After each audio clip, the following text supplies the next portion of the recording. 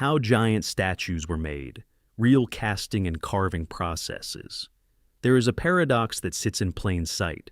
We walk past giant statues and accept the official tone, a date, a name, a patron, a triumphant sentence about progress.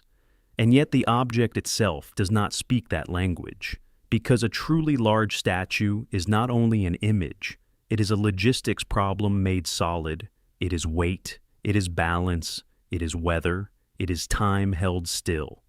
So, here is the uncomfortable question. How did pre-modern hands limited to fire, water, rope, wood, stone, and iron, raise figures that seem to demand a whole hidden world behind them? Not the small ones, not garden marble.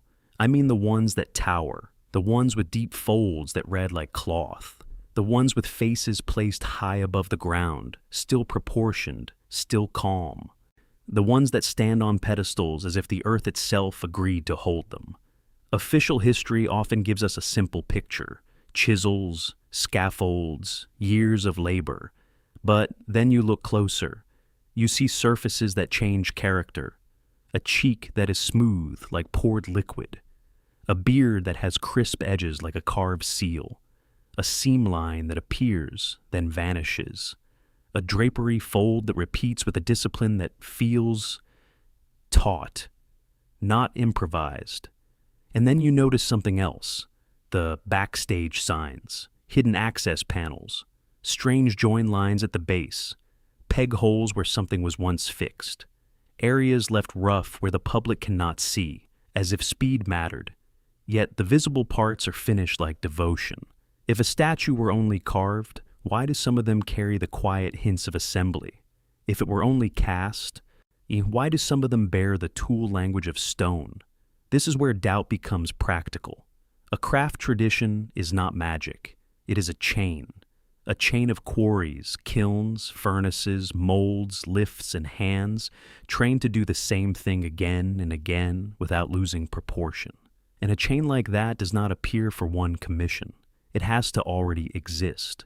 So when we see a giant statue in a town that once had limited industry, or on a hill reached by old roads, or in a place where records feel thin compared to the scale of the work, the mind grows quiet, because the statue is telling us two things at once. It tells us it was made by human hands. Every surface proves that.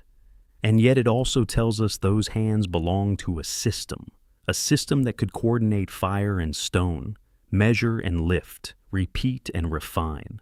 In this series, we won't rush to the word how, not yet. We will begin the older way, by watching, by naming what the eye cannot avoid. The backstage of making is written into the object. If we learn to read it, the statue becomes less of a monument, and more of a record that does not always agree with the neat plaque at its feet. Begin at the feet, not the face, not the gesture, the feet. Because every giant statue must answer the first law of old craft. The ground must be convinced. Look closely at old pedestals. Many are not simple blocks. They are layered, stepped, keyed like masonry meant to lock weight into place. Sometimes the plinth is wider than logic would demand, as if the maker feared not collapse, but shift. Wind, frost, settling earth. And then you notice the join language. A statue that was carved from a single stone announces itself. It carries continuity, veins that travel unbroken, tool marks that flow from one plane to another like handwriting. But many large figures do not show that kind of continuity. They show borders, a faint line at the waist, a change in surface grain at the shoulder, a seam that runs where cloth folds can hide it, a cut that is not decorative but strategic.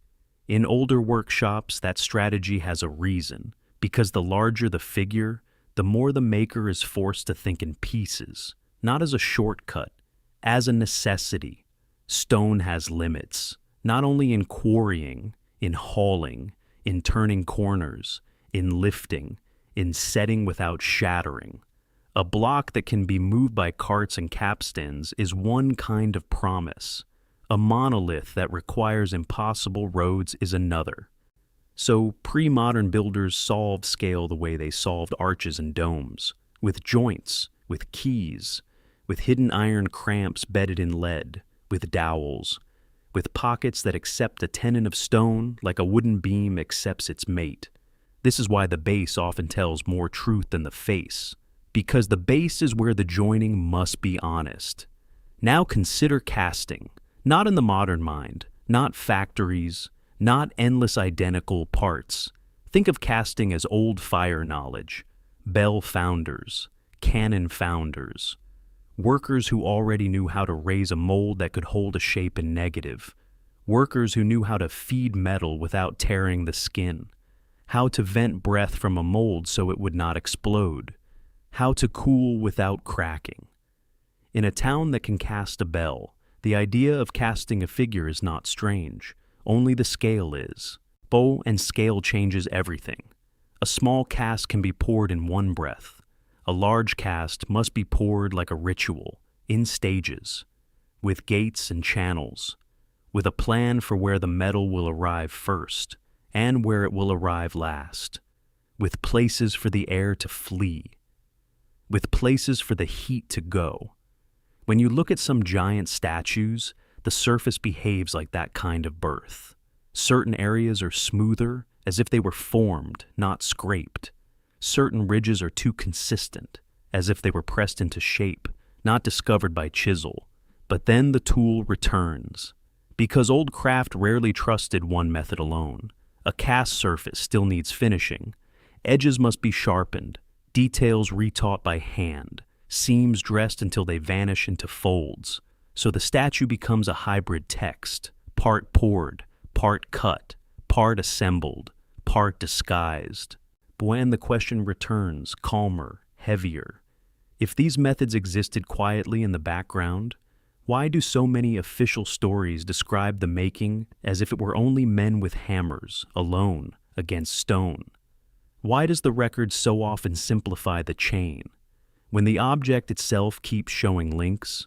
Now, look for the places the public never studies: the back of the statue, the underside of an overhang, the interior of a pedestal, the hidden face of a fold. In old craft, what is shown can be ceremonial, but what is hidden is usually honest. You will often find it there: flat plains that were never meant to be admired, rough chisel fields that stop suddenly at a seam, plugged holes, square pockets where something once sat, a line that runs straight for a distance, then disappears under repair. These are not decorations. They are the fingerprints of handling, because a giant statue is not only made, it is moved. And movement in pre-modern terms is a discipline of ropes and wood, of rollers, of sledges, of greased beams, of capstans that turn slowly like prayer wheels, of scaffolds that are not scenery but machines. When an old city raises an obelisk, it leaves behind a memory of rigging. When it raises a bell, it leaves behind a memory of balance. A statue of great size demands the same memory, multiplied. So, ask the simple thing: where are the anchor points? A statue must be controlled while it is lifted. It must be steadied against sway. It must be guided into alignment.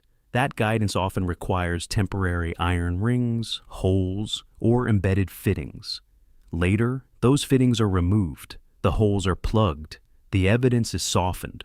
Yes, but it does not always vanish. And that is where the story grows uneasy.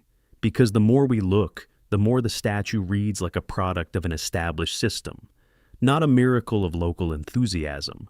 A system has standard habits, standard joint placements, standard ways to hide seams and drapery, standard proportions that can be repeated on different bodies. You can feel it when the same grammar appears in distant places.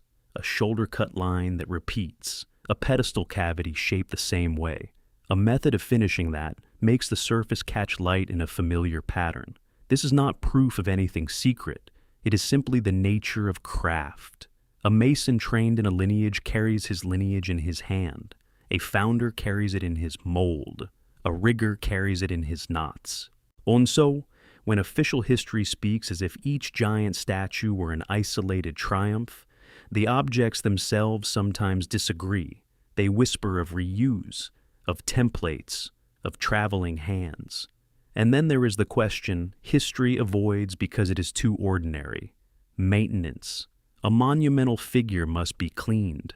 Seams must be checked. Pins must be watched for rust. Water must be kept out of joints. A surface must be protected from the slow chewing of weather. That means the maker did not only think about the day of unveiling, he thought about decades. He thought like someone building an organ, not a decoration. So, perhaps the best way to speak of giant statues is not as art, not first, but as civic machines. Objects built to endure and to instruct, to declare order, to teach scale, and to stand as a visible promise that the city is capable of permanence. And this returns us to the paradox we began with.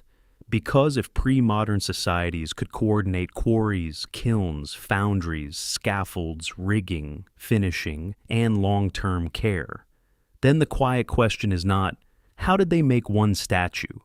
The question is, what kind of world did they already have, for such making to feel normal?